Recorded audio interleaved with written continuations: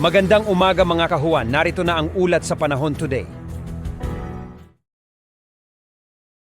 Easterlies pa rin po ang nakakaapekto sa bansa, lalo na po sa bandang Southern Luzon and Visayas.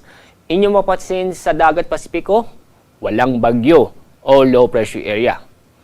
Sa Sulusi, may isang kumpulan ng kaulapan, nagbigay ito ng mga kalat-kalat na pagulan sa malaking bahagi po ng Visayas.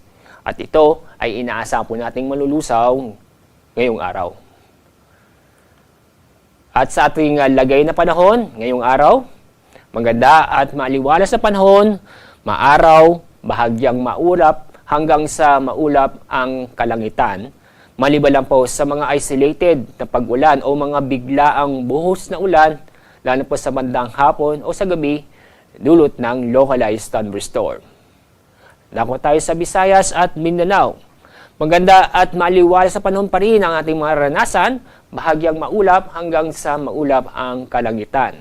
Maliban lang po sa mga isolated na pag-ulan, dulot ng localized thunderstorm.